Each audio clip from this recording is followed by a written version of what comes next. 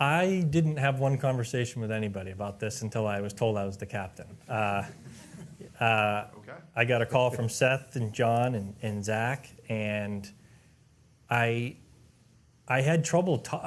When they called me, I felt funny after the call because I don't think I reacted in the way that they were expecting me to. I was in complete shock, and it was heavy. Like I said earlier, I was a little bit uncomfortable with some of the guys of my idols that were looked over for this position, and I needed a second to figure that out. And it was, again, I don't think I'll ever have a bigger surprise in my life, but something Seth said to me was, your number was called. It's time for you to step up. And when he told me that, it sort of hit me, that this is a heavy job, and this is a group of people that trusted me in this, and it's time to step up to the plate and be the captain of this team.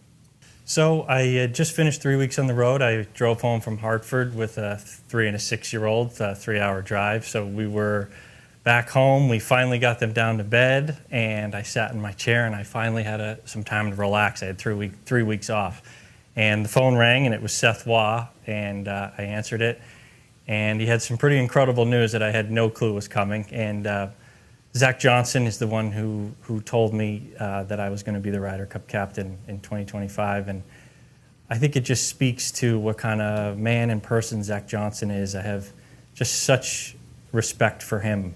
He was one of my idols that I looked up to when I first came out on the tour. And I feel terrible for what he's had to go through, and I'm so honored that he was the one who called me. And I'm going to represent this decision to the best of my abilities, and I'm really excited. Well, I'm incredibly humbled and honored to be the Ryder Cup captain for Team USA. Being on a Ryder Cup team changes your life forever, and being in the room with those guys and feeling the extreme pressure of this tournament will change you. And the dream of being a Ryder Cup captain is something that a lot of us don't even think about because it's such a prestigious honor. And I never knew if I'd get this opportunity. I always felt like this is something that I would love to do and be able to handle. And I'm so honored to be able to be the leader of this team. And I'm going to Bethpage to win the Ryder Cup back for America.